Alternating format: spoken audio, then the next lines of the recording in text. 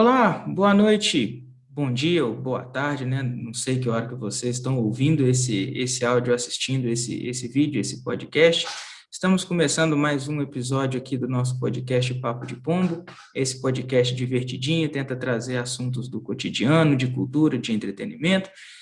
E hoje nós vamos conversar aqui com a Catiele Brelato. Acho que eu falei certo o seu nome. Isso, boa noite, pessoal. Ah, bem, a Katia, ela é mestre internacional feminino de xadrez.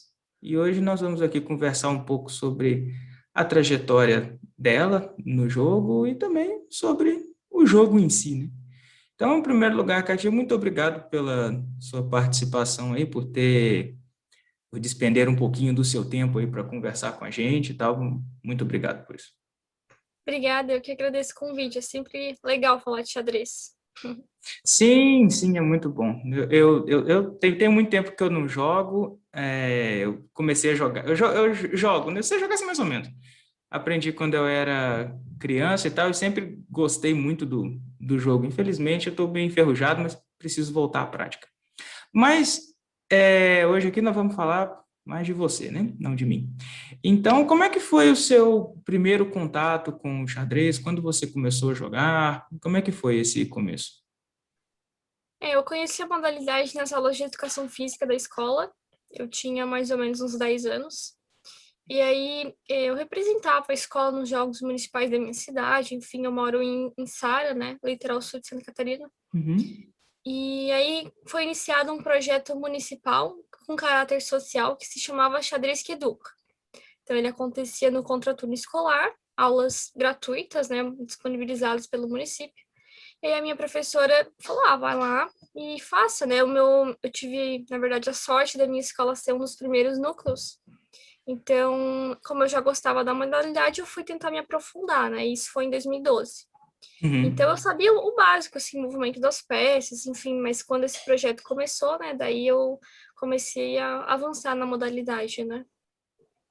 Ah, tá, entendi. A única coisa que eu sei até hoje é o movimento das peças mesmo. Eu nunca cheguei a É, aprofundar, não. E aí, como é que foi esse curso, sim? Como é que eram as aulas? O que vocês estudavam nele? Como é que era? Na realidade ele é um projeto mesmo, né? Daí o que Uhum. acontecia é que assim, na verdade a gente tem a ideia de que xadrez é muito difícil, né, de aprender, não sei assim.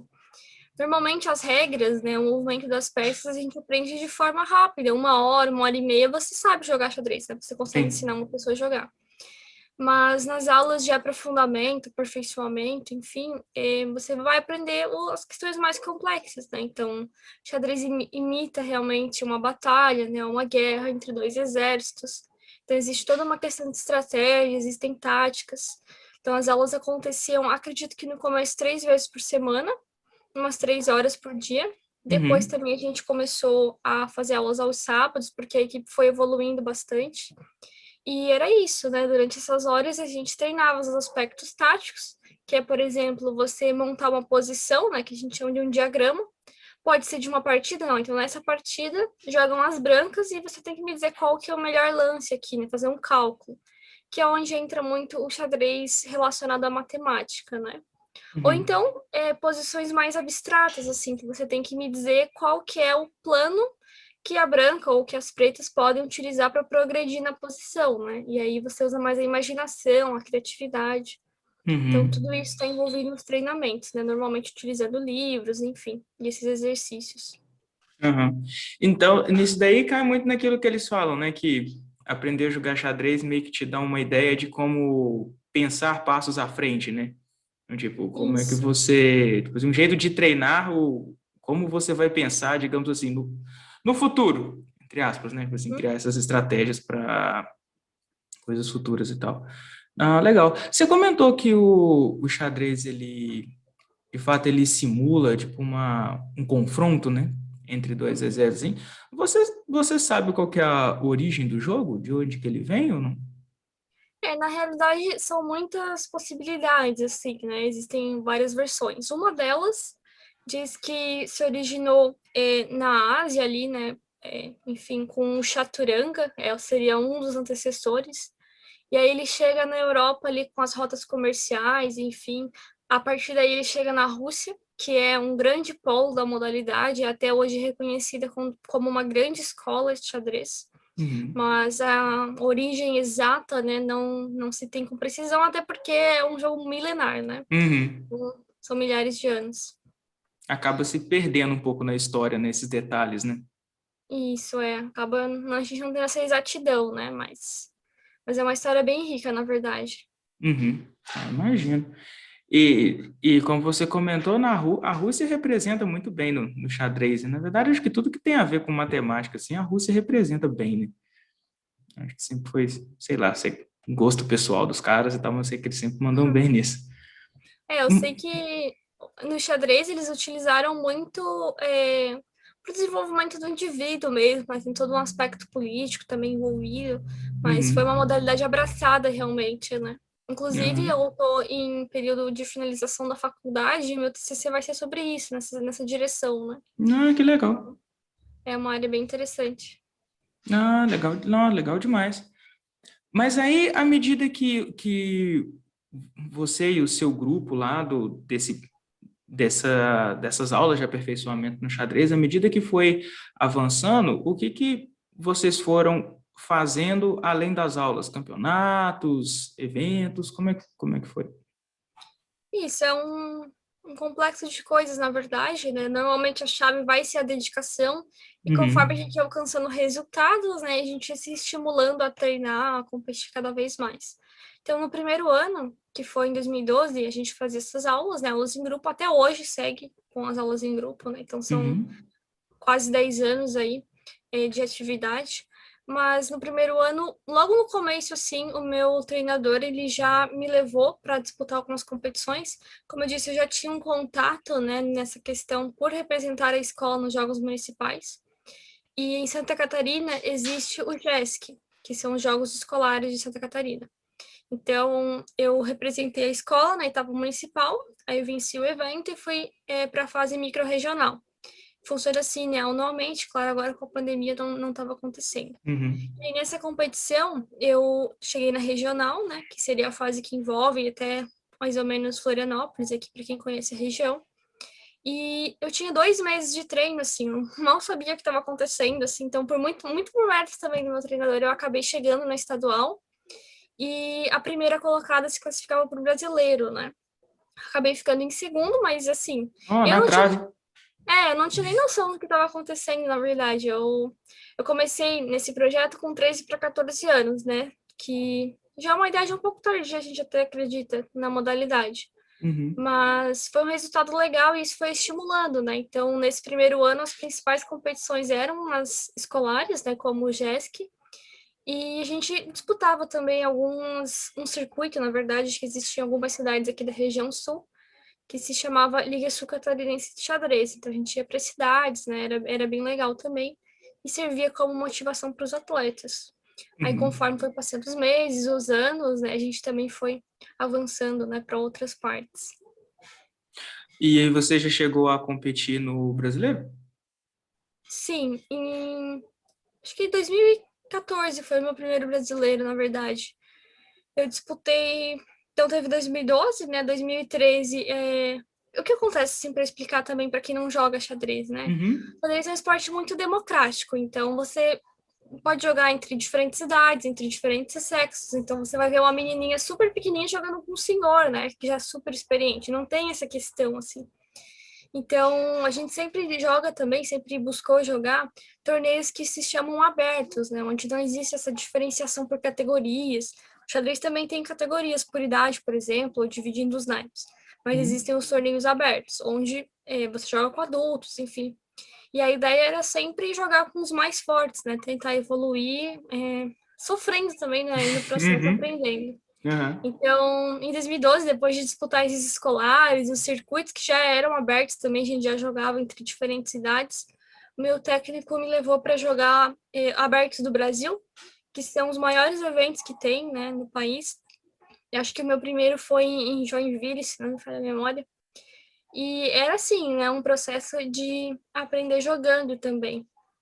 E aí foi onde iniciou o nosso primeiro grande objetivo, né? Que eram as Olimpíadas, na verdade, de xadrez. Aí em 2014, que foi quando eu joguei meu primeiro brasileiro, porque os abertos do Brasil, por mais que envolvam, né, todo o âmbito nacional, eles não são considerados brasileiros, né, no sentido de te dar um título, assim. Tá. Então, em 2014 eu joguei o Brasileiro Juvenil, que é para atletas de até 20 anos, foi realizado em Blumenau. E é sempre assim, uma loucura, né, para conseguir jogar o torneio, se jogava ou não jogava, a gente acabou conseguindo e foi o meu primeiro título, na verdade, né, em 2014. Então, eu tinha 16 anos na época, também foi um título bem legal. Eu me Uhum. classifiquei até para jogar um mundial na Rússia, eu acabei não conseguindo os meios, né, para ir. Aham. Mas o título valeu super a pena, assim, foi bem legal. E Uhum. depois eu segui jogando os brasileiros, né, enfim, também já joguei os brasileiros adultos, né, então sigo aí nessas competições também. E aí em 2014, como eu disse, iniciou essa questão da Olimpíada, né, daí foi onde eu comecei a jogar mais abertos do Brasil, mais eventos classificatórios para a Olimpíada, que também é um tema bem legal. Uhum. E aí depois você jogou na Olimpíada também? Isso. Olimpíada Mundial? Como é que funciona? O xadrez Nossa. é um esporte olímpico reconhecido pelo COI, né, que é o Comitê Olímpico Internacional, Uhum. mas ele tem uma Olimpíada separada que ocorre a cada 2 anos. São vários os fatores, né, do porquê a Olimpíada é separada.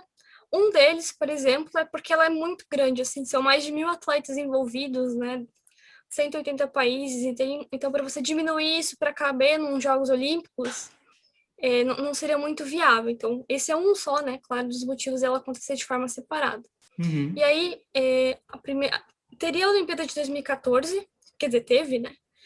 Mas eu, claro, nem cheguei a participar, enfim, como eu disse, eu comecei a jogar em 2012, né? Então, realmente entendeu o que eu estava fazendo. Então, de 2014 para 2016, na verdade, de 2015 a 2016, foi iniciado o ciclo olímpico brasileiro.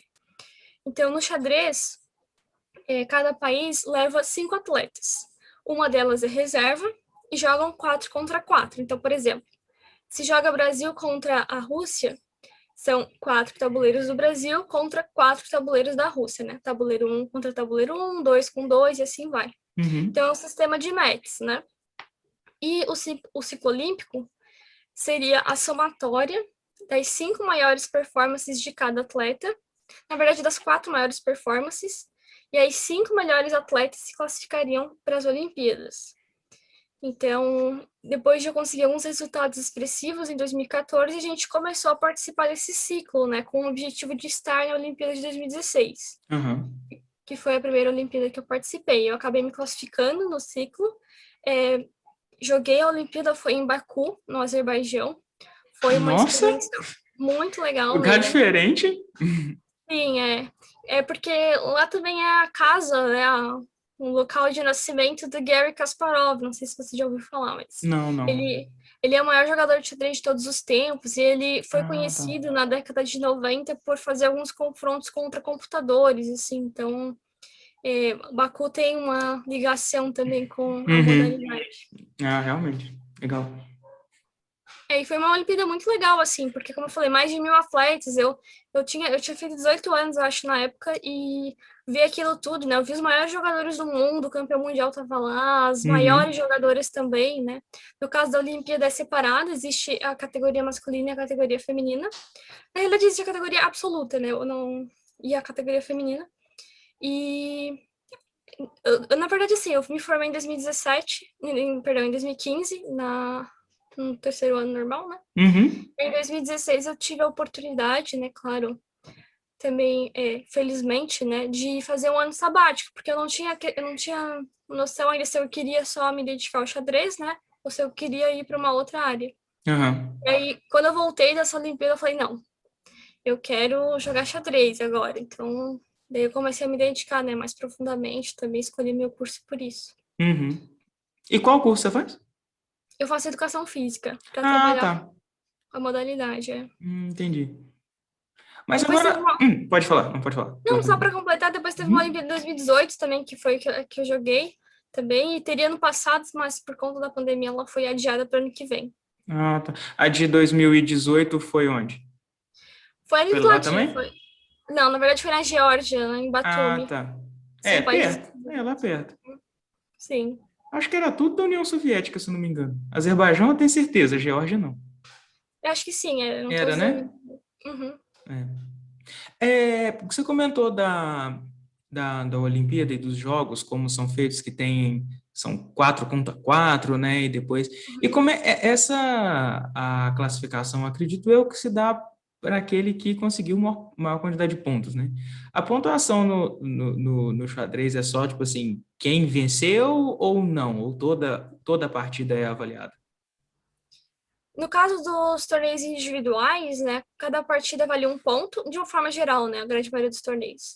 Então, a vitória vale um ponto, um empate vale meio e a derrota não vale nada, né? E aí, normalmente, hoje até está crescendo bastante também os torneios eliminatórios, tá? Mas a maioria dos eventos são por pontos corridos, assim como, por exemplo, o Campeonato Brasileiro, né, de futebol, enfim. Uhum. Então, seria só assim, a partida que conta, né? No caso Aham. dos torneios em equipe, que é nesse sistema de bets, então conta o ponto individual, né? Então, por exemplo, Brasil e China perdemos ou ganhamos de 3 contra 1, né? 3-1 ou 2-2, significa que ganharam três, né? E uma perdeu, ou que houveram empates, né? Uhum. Com 2 vitórias e 2 empates, enfim. Seria nesse sentido, né? E conta o individual para fazer essa pontuação do match, né?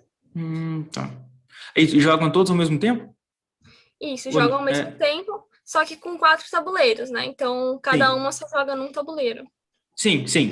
Tipo assim, no mesmo Uhum. tempo, um do lado do outro ali, né? Isso, é um do lado do outro. A gente acompanha a partida das atletas do lado, fica Aham. acompanhando o match inteiro, né? Na hora que a primeira partida termina, deve começar a dar uma pressão no resto, né? Dependendo de quem ganhou, de quem perdeu, as três que sobram Sim. devem começar a subir a pressão ali na hora, né?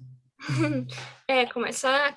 Quer ver a última que fica, né? Uhum. Dependendo, às vezes é a decisão, né? Sim. 1,5 a 1,5 e, enfim. Muito doido. É, muito bem. Eu comentei aqui no começo, né, que você tem o título de mestre internacional feminino de xadrez, não é isso? Como é, Isso. como é que é conseguir esse título? É bem legal, até para explicar também para o pessoal como é que funciona no xadrez, Sim, por né? favor. Uhum. Por exemplo, nas lutas existem as faixas, né? Então, a faixa mais alta, por exemplo, a faixa preta, enfim, algumas modalidades, né? Uhum. No xadrez, o título mais alto que se consegue é o título de Grande Mestre, que é abreviado pela sigla GM. Então, quando vocês virem, né, alguém com GM, fulano de tal, significa que ele tem o título máximo, né, da modalidade de Grande Mestre. Uhum. Depois desse título vem o título de MI, que é Mestre Internacional, e depois dele existe um título feminino que se chama WGM, que é Grande Mestre Feminina. Existe uma diferença em pontuação, assim, o Grande Mestre, né, que é o título máximo, você precisa ter 2.500 pontos de rating feed. E aí esse rating feed é uma pontuação atribuída ao jogador, né, que tenta avaliar a força dele. É parecido, ele cria um ranking, né, que é parecido com o que acontece no tênis também. Então, é uma pontuação, né? Uhum. O MI é 2.400 e o WGM é 2.300. Então, vai subindo, né? Vai ficando mais difícil de você alcançar os títulos. Aham. Depois desses três, existe também o MF, que é Mestre Fit, também é 2.300, só que ele não tem tantos critérios quanto o WGM. Existe o WMI, então, que eu tenho, e depois do WMI existe o WFM, que significa Mestre Fit feminino. Uhum. Hoje em dia também existem outros títulos, como o CM, o WCM, que seria o do candidato a mestre, ou o MN, que seriam os mestres nacionais. Mas os títulos FIDE são esses 6, né? Uhum. E aí, para conseguir, existe essa pontuação, né, que você tem que atingir no rating FIDE, e existem também, em alguns desses títulos, você precisa fazer a obtenção de normas. As normas seriam desempenhos, né, que você tem em determinados eventos que sejam válidos, da força do título que você quer, né? Então, por exemplo, o WGM, que é o Grande Mestre Feminina, nenhuma brasileira alcançou até hoje. É o título que todo mundo está atrás, digamos assim, né? O Uhum. WMI, que é o título que eu tenho, se eu não me engano, a gente tem 13 ou 14 WMIs na história, mas todo mundo está tentando o WGM. Para dar o exemplo do WGM, a atleta precisa ter, então, 2.300 de rating feed. A gente já teve uma atleta que alcançou essa pontuação na história, Mas além dos 2.300, ela precisa ter 3 normas de WGM. O meu título, que é o título de WMI, eu não consegui através da pontuação. Na verdade, eu já cheguei nessa pontuação, mas eu consegui vencendo um sul-americano juvenil em 2018. E aí esses títulos, né, eles também são otorgados em alguns eventos para também, por prestígio, né, enfim, esse turismo mais fortes. Então, eu consegui o título direto de WMI nesse sul-americano e também, através dele, uma norma de WGM. Então, hoje, por exemplo, para esse WGM, faltam 2 normas para mim e alcançar a pontuação de 2.300. Essa Uhum. atleta que já chegou nos 2.300, eu não tenho certeza se ela já tem uma norma, mas se ela tiver uma norma, então ela precisa só das normas também para chegar nesse título histórico, assim. Mas é assim que funciona, meio como se fossem as faixas, né, das modalidades de lutas, por exemplo, aliados ali à questão da pontuação e da obtenção de normas. Ou, Uhum. né, esses títulos que você alcança em alguns torneios específicos.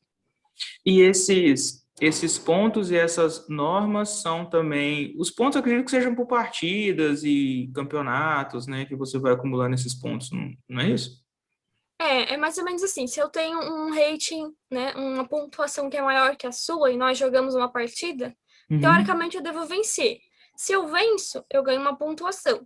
Se você vence, você ganha uma pontuação maior, né? Porque você venceu um Uhum. adversário teoricamente mais forte. E eu, quando perco, se eu perco para alguém que tem mais rating, eu perco um pouquinho, né? Agora, se eu perco para gente que tem menos rating, eu perco mais, né? Que aí tenta nivelar, enfim, né? Fazer essa. Ah, então seus pontos diminuem também se você perde. Diminuem. É muito mais fácil diminuir Ah, do que ganhar. Esse que é o problema. imagino. Esse é o problema. É, porque você estava falando que você tem que acumular pontos para chegar no título, né? Em algum título, subir de nível, né? Digamos assim. Aí eu tô Sim. pensando, não, beleza, você vai competindo e você vai subindo de nível. Só que não, se você perde, você diminui, né? Então tem essa É, pressão a mais, né? As normas inclusive, também. Ah, não, pode falar. só para essa questão do hate, inclusive em Uhum, 2019, que foi o último ano assim que teve torneios presenciais, eu estava em agosto, no meu melhor rating, tinha passado os 2.200, enfim, estava subindo e de repente joguei 2 torneios ruins, acabou assim, caí bastante. Então é um pouco uhum. injusto, mas enfim, É, né? é a E regra do jogo, né? faz parte. Não, na verdade faz parte. E as normas é assim, na verdade, né? Alguns torneios que tem alguns critérios. Então, por exemplo, o torneio tem que ter um número X de bandeiras, né? Um número X de países representados. Não existem torneios, por exemplo, só tem brasileiros. Não vai valer norma. Tem que Entendi. ter pessoas internacionais. Tem algumas questões que tem que ser atingidas para o torneio ser válido para as normas. E para Uhum. você obter uma norma, você precisa no final do torneio ter um performance, que é um rating performance daquela norma. Então, por exemplo, se eu quero uma norma de WGM, num torneio válido, eu preciso fazer, se eu não estou enganado agora, são 2.400 de rating performance. Então, Dentro por daquele exemplo, torneio. dentro daquele torneio. Na Uhum. realidade, o título de WGM Eita. é 2.300, né? Mas você precisa Uhum. 100 pontos acima até para validar uma norma, né? A Uhum. vantagem de fazer isso na Olimpíada, por exemplo, é que lá vale uma norma dupla. Então, quem consegue fazer essa pontuação ganha 2 normas. Então, Uhum. é um torneio bem importante mesmo. Nossa, mas é bem rabo, hein? Subir de nível. É, é bom porque valoriza o título, né? Não é fácil Sim. conseguir, então. E também é um incentivo pro jogador sempre Uhum, melhorar e tal. Tipo assim, um objetivo difícil, né? De um obstáculo difícil a ser superado é um incentivo pro jogador. E quando ele consegue também, ele festeja bem mais do que se o título não fosse tão difícil, né? Digamos assim. sim, Nossa, mas legal demais. Nem sabia que tinha isso tudo de trâmites no meio do xadrez. E acredito eu que isso tudo seja ditado por tipo uma FIFA do xadrez, né? isso. No caso do Tem. xadrez, a gente tem a FIDE, que é a Uhum. Federação Internacional de Xadrez. Na verdade, a sigla é francesa, né? Eu não vou saber pronunciar, Não, tudo sem mas, problema. mas ela é a Federação Internacional. E aí ela é que organiza, né, todos esses eventos, enfim, é o órgão máximo. Uhum. Ah, tá. Ah, legal demais. Aí você falou que o próximo Olimpíada é ano que vem. Ficou para ano que vem, no caso. Sim, seria no passado, seria É. também Seria também em Moscou. Eu acho que é do ano que vem. Eu não tenho certeza, na realidade, como é que tá, porque tá tudo meio indefinido, enfim, mas foi Uhum. adiada. É. A do ano que vem já? Foi adiada também É, ou não? na Ah, não, do verdade ano era do ano passado foi pro passado, ano que né? vem. Mas eu não sei se está 100% confirmado ainda, tá um pouco Hum. meio obscuro. Acho que o pessoal deve esperar a situação mundial ainda, sei lá, ou melhorar ou não para saber o que que vai fazer, né? Meio, não sei, né? Tá tudo meio incerto ainda, né? Em relação a esse tipo de evento e tal. Mas tomara que tenha e que você vai e arrebente lá. Muito bem. Te achei, né? Digamos assim, te achei entre aspas, né? Através da página do Instagram, do Damas em Ação, né? Rumo à Uhum, maestria e tal, que é um projeto, não é? sim. Como é que ele funciona? Conta pra gente. Sim. No Brasil, né, a gente sabe que o esporte não é 100% valorizado, né? A gente tem algumas dificuldades para seguir como atleta, especialmente, fora as outras questões, né, como Hum. técnico, enfim. Uhum. Então, em 2018, um grupo de meninas que disputava o ciclo olímpico, né, e dessas 5 passaram, representaram o Brasil na Olimpíada de 2018 mesmo. A gente se reuniu e montou esse projeto que se chama Damas em Ação Rumo à Maestria. Então, os objetivos eram realmente aumentar, né, a visibilidade do xadrez em geral e principalmente do xadrez feminino, que Uhum. também, assim como os outros esportes, não é tão valorizado, né, quanto em relação aos homens. Enfim, a gente tem algumas dificuldades nesse sentido. Então, buscando isso, né, e no viés rumo à maestria, que também faz parte do nome, né, a gente queria se unir para disputar competições internacionais, justamente por isso de querermos, enfim, crescer tecnicamente, né, subirmos em rating, subirmos na questão das normas, né, adquiri-las, enfim. Então, em 2018 a gente se reuniu, montou o projeto, aí criamos a fanpage no Facebook e no Instagram, que é o mesmo nome, né? Uhum. E em 2018 a gente organizou, por recursos próprios, com a ajuda da comunidade xadrística brasileira também, um, a participação, na verdade, num circuito de eventos na Espanha. Então, a gente ficou um ano e meio, não, seria um sonho, mas a gente ficou um mês e meio, Quem dera, né? um mês e meio disputando competições internacionais. A gente também, nesse meio tempo, ficou com uma semana de treinamento com o MI, né, com o Mestre Internacional Espanhol. Então, foi um período onde a gente cresceu bastante. A gente chegou na Olimpíada de Batumi, que foi em 2018, muito mais preparadas, né? E aí o projeto veio nesse sentido. Aí desde 2018, então a gente fez essa viagem, né, onde a gente cresceu bastante. Retornamos, disputamos a Olimpíada e desde então a gente tem tentado contribuir com o xadrez brasileiro de diversas formas, né? Então a gente mantém as redes sociais, a gente tem um site também para quem quiser conhecer rumomaestria.com.br. Lá Vou a gente deixar fez na descrição aqui, para ficar mais fácil. a gente fez produção, né, na verdade, de vários artigos. Lá a gente fala sobre xadrez para iniciantes, sobre a história da modalidade, curiosidades, enfim, diversas coisas. E a gente organizou também alguns eventos, né? Na verdade, o projeto acabou expandindo mais até do que a gente imaginava, né? Então, mas ele veio com esse sentido e ele permanece, né, desde 2018 tentando contribuir aí. Tem aulas e cursos também dentro desse projeto ou não? Ou é plano para o futuro? Na realidade, em 2019, se não me engano, a gente abriu uma turma. A gente ficou uns 6 meses dando aulas com preços especiais, assim, principalmente para as meninas Uhum. mais novinhas. Mas depois a gente acabou não dando sequência, porque, enfim, a gente acaba tendo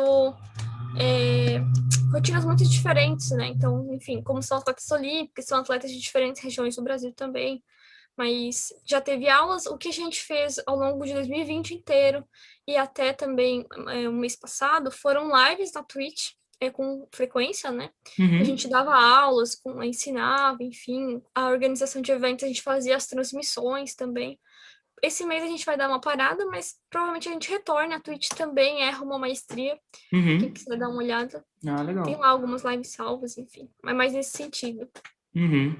Entendi. Não, mas legal demais, mas de qualquer forma é muito, muito bacana e muito importante um projeto desse, né? Uma iniciativa dessa para expandir ainda mais a modalidade, né? O jogo. Porque eu acho que, Uhum. tipo, xadrez é um jogo, um esporte tão bacana que às vezes ele passa muito desapercebido, né? Muita gente conhece só, tipo, os principais, né? Futebol, vôlei, uma ou outra luta e acaba esquecendo que o xadrez também é um esporte, né? Além do grande protagonismo, né, que tem essas modalidades, né, como o futebol e o vôlei, o Uhum. xadrez ainda ele é prejudicado no sentido de existe um mito, né, de ser difícil, de ser muito complexo, de é chato, muito parado. Aham. Mas a gente vai vendo que não é assim, né? Por exemplo, o que eu comentei, né, sobre ser dois exércitos. Por exemplo, a criança, né, quando você consegue ensinar para ela que ela é uma general, né, um general, e aquele é um exército sob o comando dela, né? Ela tem que saber pesar as decisões, enfim, você consegue ensinar muitas coisas, né? Aquilo Uhum. que você comentou também sobre a capacidade de antecipação, né, planificação, são benefícios que ajudam muito, né? Desde lá do rendimento escolar. Meu técnico sempre fala isso, né? Então, por exemplo, no xadrez a gente tem o relógio, né? Não sei se vocês já observaram, mas Já tem a jogadinha com o reloginho. isso. Uhum. Na verdade, são dois relógios embutidos, né? Um para cada jogador, e eles Uhum. funcionam parecido com um cronômetro, né? Então, por exemplo, em partidas que a gente chama de blitz, são, por exemplo, 5 minutos para cada jogador. Então, a partida tem no máximo 10 minutos, né? Porque cada um tem 5 minutos para jogar a partida inteira. E aí Uhum. a criança, por exemplo, com o tempo, ela aprende a administrar o tempo, né? Numa prova, no vestibular, por exemplo, ela tem um tempo para fazer determinados número de questões. Então, Uhum. aquilo também agrega, enfim, né? Fora o cálculo, criatividade, raciocínio, né? Que eu também Uhum. já tinha comentado. Era É um até isso. esporte bem... Sim. Pode concluir, desculpa. Não, era isso, era bem rico, né? Estamos buscando aí Uhum. dar mais espaço e visibilidade para ele mesmo. A próxima coisa que eu ia comentar, até você já começou a falar a respeito disso, que é a importância de ter xadrez na escola, às vezes até mesmo como aula. Tipo, minha irmã, ela é mais nova do que eu e tal, e quando ela estava, se eu não me engano, na terceira série, quarta série, não sei, era ainda Fundamental 1, era ainda na primeira parte do Fundamental 1, teve um ano que eles tiveram na escola aula de xadrez, sabe? Uhum. Eu não sei de quem que foi a iniciativa, se foi da prefeitura, ou se foi porque era escola municipal, ou se foi mesmo da diretora da escola e a prefeitura olhou e falou, pode fazer. Sabe, eu não sei exatamente de quem foi a iniciativa, mas eu sei que eles tiveram por um ano, aí tinha aula de xadrez, o menininho jogava, fizeram campeonatozinho na escola e não sei o quê, a coisa começou a crescer, sabe? Só que aí Uhum. depois acabou que... Desandou. Ah, oi? Desandou. Aí depois eu não sei por que também parou de ter. Aí não teve mais, mas é uma coisa importante. Tipo assim, eu já vi muita gente falando que deveria ter aula de xadrez nas escolas justamente por causa disso, por todos esses benefícios que o esporte traz, e principalmente para a mente da pessoa, né? Sim, a gente tem alguns exemplos bem positivos nesse sentido. Partindo do internacional, por exemplo, a Rússia é reconhecida também por essa massificação, né, da modalidade. A Armênia foi um dos países que também fica ali, né, próximo do Azerbaijão e da Uhum, Geórgia, aham, que colocou o xadrez como disciplina, né, obrigatória nas escolas. Então, tinha aula, matemática, português, xadrez. Tinha lá uhum, uma carga horária, né, até hoje, enfim. E aqui, em Santa Catarina, a gente tem uma cidade chamada Concórdia, que fica no oeste, já ouvi tem- falar. que tem o xadrez como disciplina realmente na grade municipal, né? Que legal. Então, essa é uma defesa realmente que a gente faz, né? A gente sabe o potencial que a modalidade tem, né? De, enfim, ajudar a criança, não só a criança, né? Todas as idades, mas Uhum, principalmente nessa faixa etária, né? Dentro da escola. Então, realmente seria algo muito legal se a gente conseguisse que mais lugares, né? Mais cidades pudessem ter esse tipo de iniciativa. Quando não é assim, né? Por disciplina obrigatória, você tem os projetos extra classe, né? Que é uhum, onde a maioria dos projetos acontecem assim hoje. E a sim. gente também tem o xadrez interdisciplinar, né? Que seria utilizar o xadrez como uma ferramenta pedagógica em outras disciplinas. Então, por exemplo, usar ele para ensinar Uhum, matemática, usar ele para ensinar geografia, né? Já que o tabuleiro é como se fosse um mapa, enfim. Ou usar uhum, ele para ensinar história, enfim. Existem diversas possibilidades, né? aham. Mas tem várias formas de você fazer essa conversa entre xadrez e escola mesmo. Sim, sim. Xadrez, e claro, eu tenho que puxar um pouco pro meu lado também. Eu acho que música também deveria ser ensinada nas Também. escolas, né? Acho que xadrez e música seriam duas coisas muito boas e tal. Mesmo que seja projetos extra classe, coisa assim, acho que ter o oferecimento, né, para as pessoas poderem ter acesso, eu acho que é uma coisa interessante, é construtivo, né? Uhum. Uhum. Eu fui beneficiada nesse sentido porque a minha cidade, de forma pública, e gratuita, né, ofertou muitas coisas assim na minha escola. Então, até eu chegar no xadrez, eu tinha passado por aulas de pintura, de desenho, eu jogava handebol também, enfim, tinha outras coisas, né? E aí a criança tem a oportunidade de vivenciar aquilo, né? Uhum. Tinha teatro, alguns eu me dei bem, outros não, mas eu tinha essa oportunidade, né? Aham. Então, eu acho realmente que esse é um segredo, né? Que seria muito legal para o desenvolvimento do indivíduo, né? Como um todo. Sim. Ele vai experimentando essas oficinas, né? E tem a possibilidade de se aprofundar, o que também é legal, né? No caso Uhum. ali do nosso projeto Xadrez que Educa, não só a criança tinha a oportunidade de conhecer o xadrez, de se aprofundar, como ela podia, no meu caso, por exemplo, levar para a vida como atleta, ou não, ela levava como um hobby. A gente teve vários atletas que entraram na universidade, por exemplo, graças à modalidade, não vão ser atletas, né? Mas conseguiram uma bolsa graças a isso Uhum. e conseguem seguir carreiras paralelas e ainda assim jogar xadrez para brincadeira, né? Aham. Isso aí é bom, essa parte que você comentou de mostrar à criança todas as oportunidades, possibilidades de coisas que ela pode fazer, né? Ali, Uhum. às vezes, ela já pode achar alguma coisa que ela quer levar para o resto da vida, né? Sim, Sabe? E já desde criança, especializando naquilo, é uma parada legal, uma parada interessante. Espero que, sei lá, a partir de algum tempo, essas coisas comecem a ser implementadas cada vez em mais escolas, né? Isso aí é bom para os meninos, digamos assim. sim. Uma outra coisa que eu gostaria de comentar recentemente, eu nem lembro de data, não sei se é tão recentemente assim, mas enfim, depende do critério de quem tá ouvindo. A Netflix lançou The Queen's Gambit, né? Acho que esse primeiro foi interessante porque é a primeira vez que pelo menos que eu vejo alguma mídia, tipo série, filme assim, que traz xadrez e bomba do jeito que bombou, né? Porque Queen's Uhum. Gambit foi maior sucesso, né? Quando saiu, e o pessoal até fala que a procura pelo xadrez no Google aumentou tantos por cento e não sei o quê, até essas coisas que eu achei mó da hora. Isso, né? Mais pessoas terem se interessado pela modalidade. Acredito, você assistiu a série? Acredito. Sim. Ou, não, se você falasse que não, eu ia falar, porra, ela acabou com a minha próxima pergunta. Sabe? É, primeiro, eu queria te pedir comentários gerais a respeito da série. Pode até ser mais focado no xadrez mesmo, né? O que você tem a dizer a respeito de Queen's Gambit. Primeiro, na verdade, antes de avaliar a Fique, série, fique à vontade também a fazer a crítica, meter o pau do jeito que quiser, tá? não, eu ia dizer que na realidade a gente é grato à série. Realmente foi Sim. um boom muito grande que teve, né? Na verdade, a gente teve dois booms ano passado. O primeiro boom claro que de uma forma infeliz, né? Mas ele veio com a pandemia, porque como as pessoas acabaram ficando muito em casa, né? Foram buscar outras coisas, né, para fazer. Diversões caseiras, né? E aí o xadrez tem essa facilidade de poder ser jogado online, né? Então já aí a Uhum. gente teve um crescimento, mas nem se compara, né, ao Gambito da Rainha, digamos assim, em português. Inclusive, esse nome, para os enxadristas, ele é um tanto quanto criticado.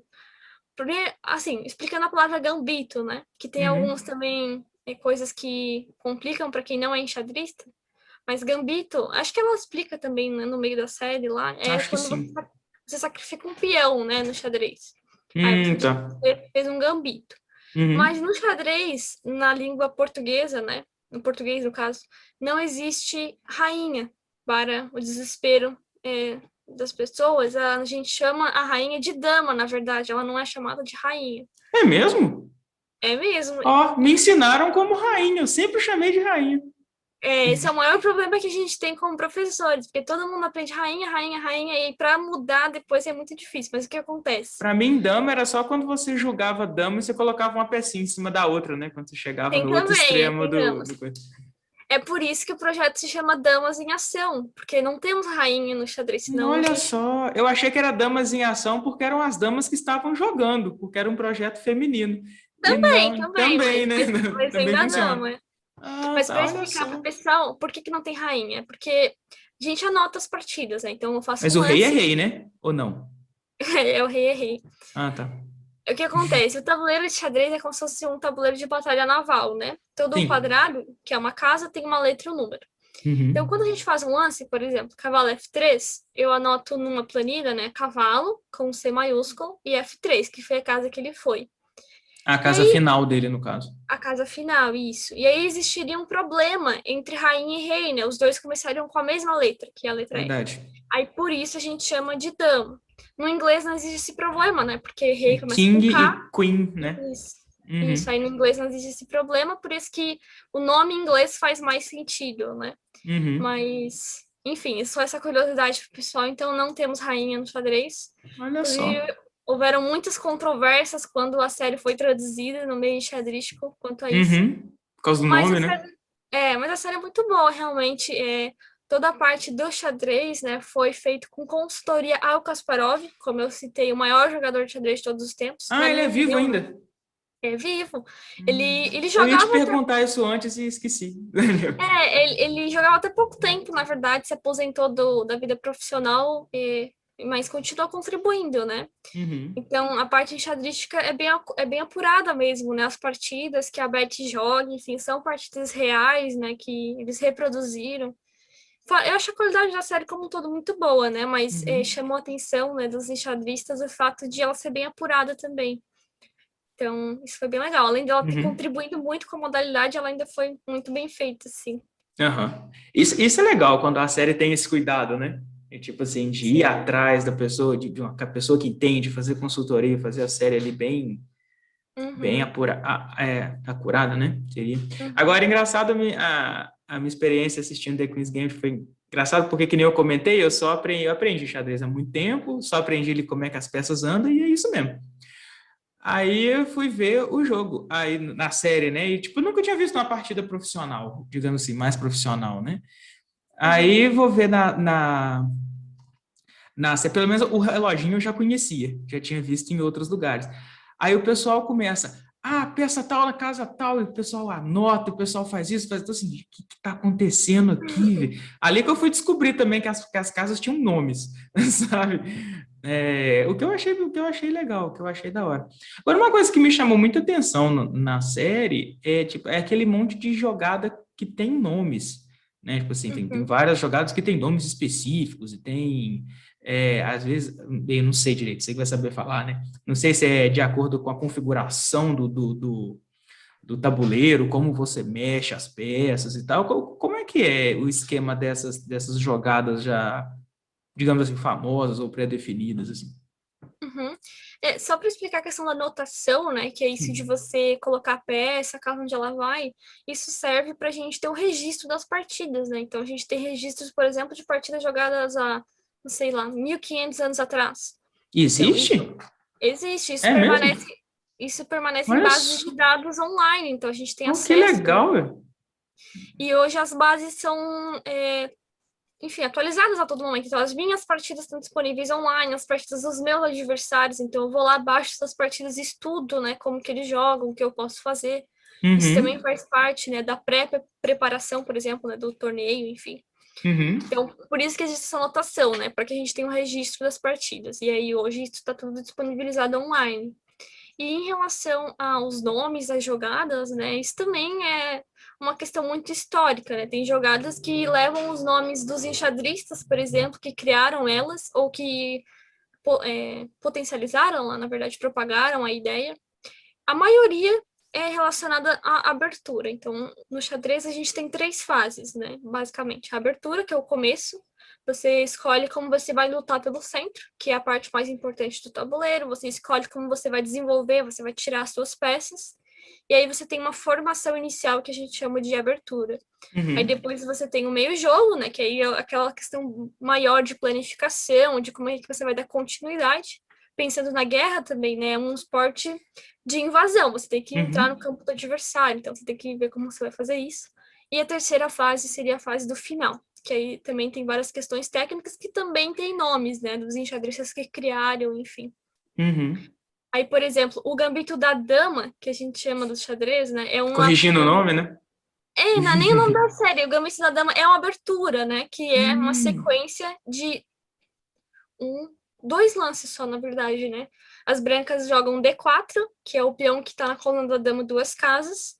A preta responde com D5, que é o peão na frente da dama preta duas casas. E a branca joga C4, que é o peão na frente do bispo, assim, duas casas. Uhum. É a abertura que a Beth joga em alguma das partidas dela, né? E é de onde sai o nome da série. Uhum. E aí você gambita o peão, a preta pode tomar o peão em C4. E aí, quem deu esse nome de Gambito da Dama, daí não sei dizer, né? Mas aí Uhum. vai se popularizando. A Uhum. gente tem aberturas, por exemplo, que se chamam espanhola, francesa, italiana. Aí esses nomes podem ter vindo, depende, né? Ou de porque jogaram um torneio naquele país que aquela abertura ganhou muito sucesso, muita gente começou a jogar, ou Uhum. porque o criador, né, a pessoa que jogou, era daquele país, aquela nacionalidade. Então, os nomes têm vários motivos, né? Mas eles Uhum. são bem comuns, na verdade, no xadrez mesmo. Mas é o de É, menos, assim, a uhum. gente não precisa saber todos os nomes, né? Sim. Às vezes vocês, não sei, tem essa visão de que a gente sabe tudo de tudo ali, né? Dos nomes, enfim. Mas xadrez tem vários universos também dentro da partida. Uhum. Eu achei engraçado porque eles falavam algumas jogadas assim no meio da série. Eu tô, caramba, velho, xadrez é realmente uma coisa muito ampla, muito vasta, assim, né?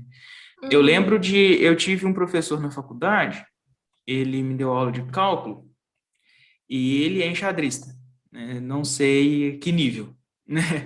Mas Uhum. ele e todo ano no workshop da matemática ele dava uma oficinazinha de xadrez, né? Todo ano ele fazia isso. E ele, de vez em quando, ele comentava, até mesmo na sala de aula, assim, que o pessoal reclamava, às vezes, que a disciplina era difícil, né, não sei o quê. Fala, não, não é difícil, isso aqui é fácil. Difícil é xadrez. Xadrez que eu quero ver, vocês não saem da primeira casa. Ele que brincava assim com a gente. E realmente, depois, quando você vê a quantidade de coisa que tem, não assim, não querendo estigmatizar o esporte como difícil, né? Porque difícil é uma palavra ruim, talvez ele é complexo, né? Porque Complexo. ele tem Uhum. muita coisa. Então, e eu acredito que nesse mundo de jogadas e tal, dependendo do nível das pessoas que estão jogando, talvez uma peça que você mexa ali, o seu oponente já sabe o que você está fazendo, já tem que pensar em alguma jogada para tentar minimizar danos e coisas assim. Nessa questão da complexidade, né, existem duas curiosidades. Uma Uhum, que eu não tenho totalmente certeza se é verdade, aí o pessoal da matemática pode me dizer, mas existe um cálculo que diz que o número de possibilidades dentro de uma partida de xadrez é maior do que o número de átomos no universo. Daí não sei, um cara fez esse cálculo e falou isso aí. E existe. eu não duvido, mas assim, eu sou físico, né? Então a gente sempre acaba trazendo os resultados meio que para tentar na realidade, tentar trazer para a realidade. Então um número desse assim para mim é infinito. Assim, não é infinito. Então não sei, mas aí. E outra coisa que daí vai contra isso, né? Que esse cálculo aparenta que xadrez é muito complexo, né? Mas a gente não calcula 10, 15, 20 lances à frente, né? Normalmente numa Uhum, partida você calcula um, dois lances, cinco lances, e normalmente mais em algumas situações específicas, né? A maior parte de uma partida, pensando em porcentagem, né? É baseada em planificação, né? Por onde eu vou pela ala da dama, pela ala do rei, ou seja, pela direita, pela esquerda, eu vou pelo centro, eu vou rocar o meu rei para um lado, eu vou para o outro. É mais no sentido de por onde eu vou, né? Na questão do plano mesmo. Então não é uhum, tão complexo no sentido de cálculo, né? Mas em algumas situações específicas, aí sim você calcula, né? Eu jogo aqui, ele joga ali, e aí eu faço uma sequência, né?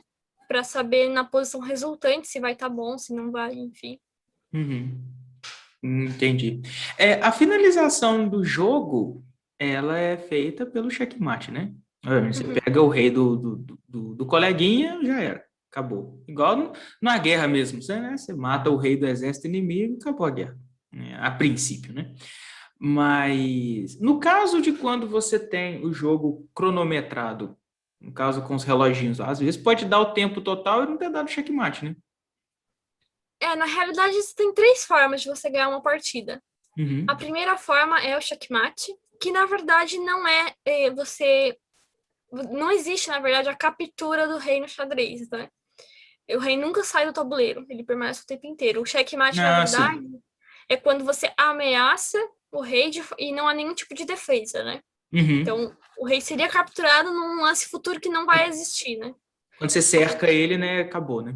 Isso, né? E acaba ali naquele momento. Então, esse seria o checkmate. Uhum. Uma segunda forma de você ganhar a partida seria pelo abandono do adversário. Então, por exemplo, ele tá muito perdido, muito material a menos, ou ele vai levar checkmate em alguns lances, então ele abandona a partida.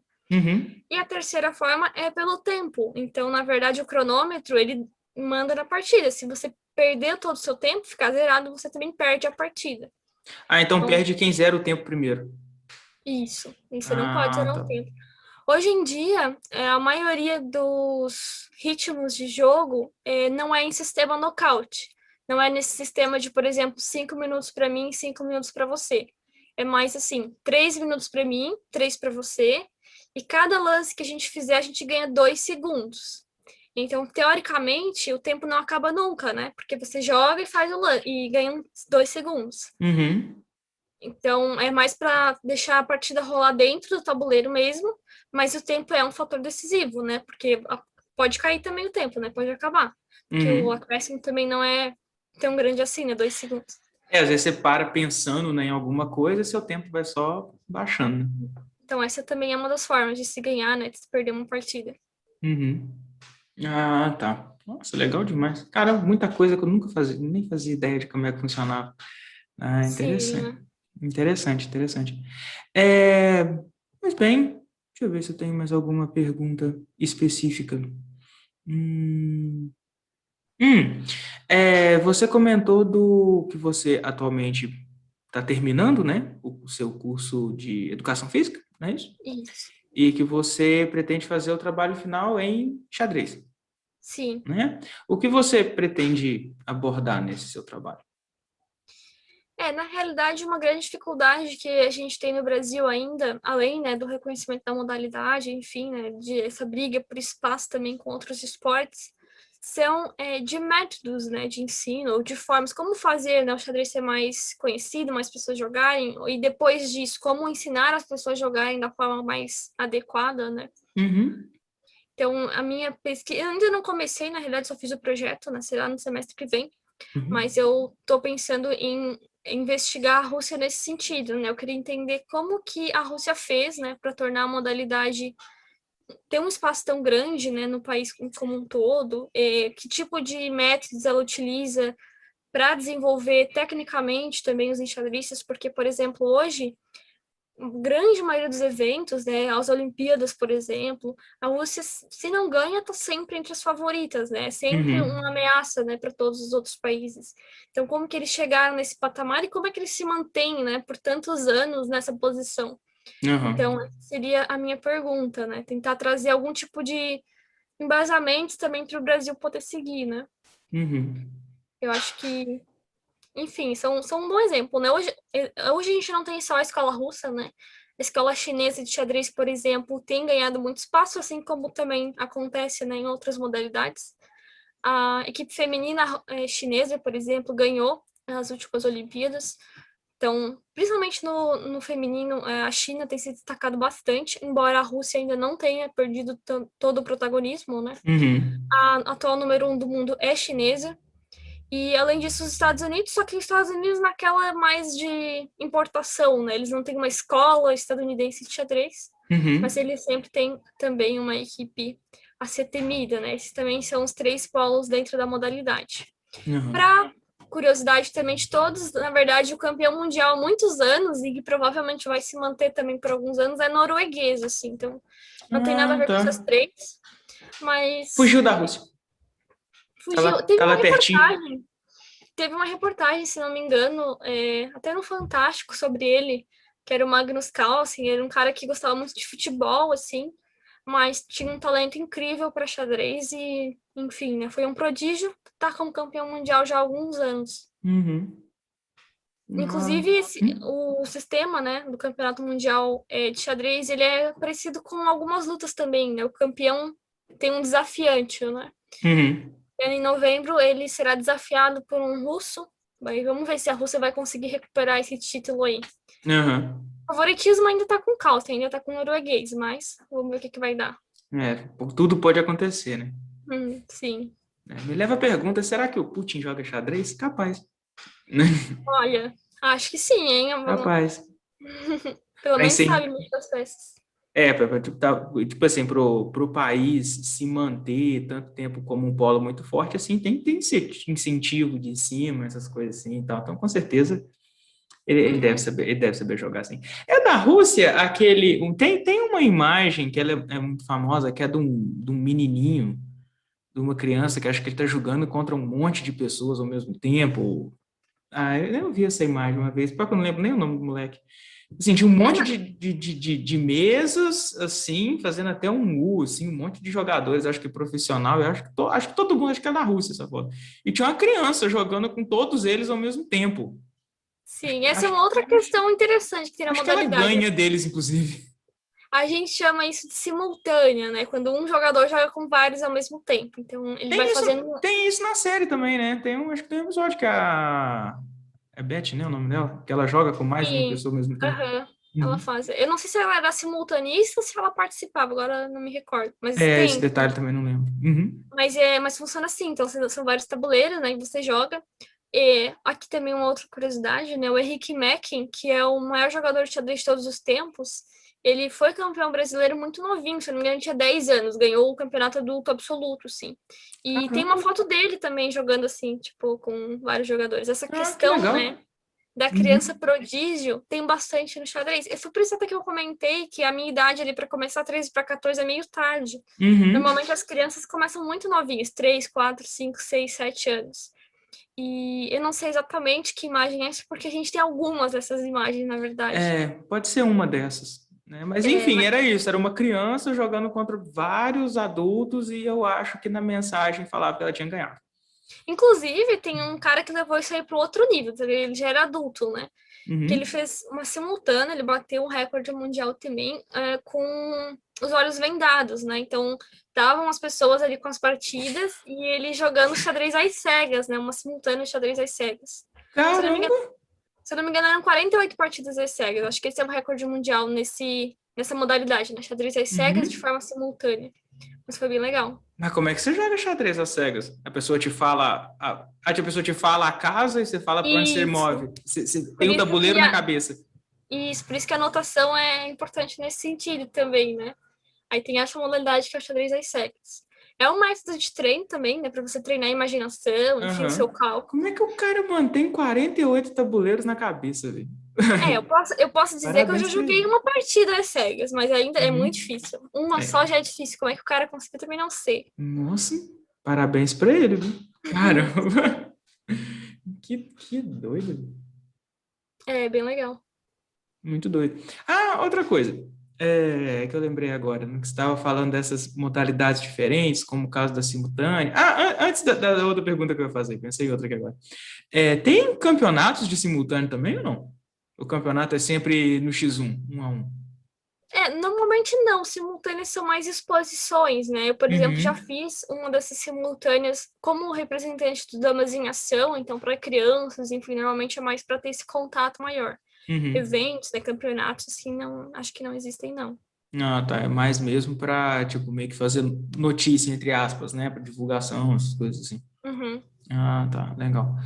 Né, então, a outra pergunta que eu ia fazer era o seguinte: existe o xadrez, acho que é aquele de andares, é 3D, não é? Do Sheldon, Isso! Ou aquele é só da série ou existe mesmo? aquilo eu nunca joguei, nunca vi presencialmente, assim, né? Uhum. É, não sei se é realmente, perdão, não sei se é Não, tudo realmente bem. enfim, uma variante. Normalmente a gente chama esse xadrez de variantes, assim. Hoje existem várias variantes de xadrez. Então, por exemplo, existe o xadrez para quatro, que é um tabuleiro onde tem quatro exércitos, né? Um tabuleiro um pouco maior, e aí Uhum. jogam quatro jogadores ao mesmo tempo. Existe o xadrez para três também, que tem um tabuleiro que é circular, que aí são três exércitos, e Uhum. tem outras formas de tabuleiro que englobam três exércitos. E aí Olha são só. variantes, tem outros também. Aí no de três, acredito eu que seria si por si, né? Cada um quebrando o pau com o outro, é isso mesmo. No xadrez para quatro tem uma opção que é de duplas, 2 contra 2. Uhum. Cada um com seu É, exército, aham. mas em equipe, né? Mas o para três eu acredito que seja um X1 mesmo. Uhum. É quando você falou com quatro pessoas, né? Eu imaginei assim, tipo, um exército branco grande de um lado, duas pessoas com ele, um exército preto grande do outro lado, Ah, duas não. pessoas com ele, e aí as duas pessoas de cá podiam mexer qualquer peça branca, as duas pessoas de lá podiam mexer qualquer peça preta. Essa é uma zona, mas Não, na verdade é tipo, é um tabuleiro em X, assim, são 4 lados, e aí tem um exército para cada ah, pessoa. tá. Ah, é Daí em X. você pode dizer que esses dois são da mesma equipe, e aí se derem mate nos outros dois, eles ganham. Ou Uhum. você pode dizer que é cada um por si, né? E Tá. normalmente essas Ah, isso variantes deve ser legal. são jogadas online, na verdade, né? Mas hoje já tem o presencial também. As peças, Uhum. tabuleiro, enfim. É bem legal, né? Não, legal. Meio que uma mistura de xadrez com War, né? Que aí você tem, tipo, um monte de Na verdade, gente, um monte de xadrez já é uma exército. mistura com War, né? Se a gente parar É, pra pensar. xadrez é, assim, filosoficamente parecido, né? Sim. Com War. Eu acho que exige mais cabeça, né? Porque o War ainda tem um fator sorte, né? O Os xadrez, acho dados. que não. Não, o Tem um xadrez não jogador de tem, né? xadrez que falou que a sorte tá sempre do lado do melhor jogador, né? Eliminou essa variante aí, não tem É, muito. não tem a sorte no xadrez, né? Esse do 4D, realmente, acho que o único lugar que eu vi foi no É Big bem Bang vencer. Theory. Uhum. Que eu acho que até se eu não me engano, o Sheldon derrota o Leonard, e ele faz uma piadinha, tipo, ah, não, você deixou de ser ruim, como é que é? Você deixou de ser ruim em um plano e passou a ser ruim em vários níveis, fazendo alusão à altura, né, Eu não lembro dessa cena. Eu lembro dele jogando, enfim, mas o que ele falou, mas é legal, né? Eu acho que ele chega. É porque ele joga mais de uma vez na série, se eu não me engano. Acho que chega a mostrar esse xadrez mais de uma Ah, vez. Em uma dessas vezes, eu não sei se foi na primeira vez, aí eu não lembro. Eu assisti tem muito tempo. Que ele faz uhum. meio que uma piada, assim, sabe? Com coisa. Uhum. Legal. Até nesse sentido, só para aproveitar o gancho, que eu ia falar Sim. também quando você falou do Gambito da Rainha, para quem tem interesse, existem outros filmes que falam. Séries eu não conheço, mas filmes que falam de xadrez, né? Existe A Rainha de Catwy, que chegou a passar na Globo alguma vez aí ao longo do ano passado, eu acho. Que Uhum. conta a história de uma jogadora africana, né? Que também é uma história real, a vida dela foi transformada, né, pela modalidade. Uhum. Existe o Lances Inocentes, que é um filme mais antigo, assim, mas também é um clássico da modalidade.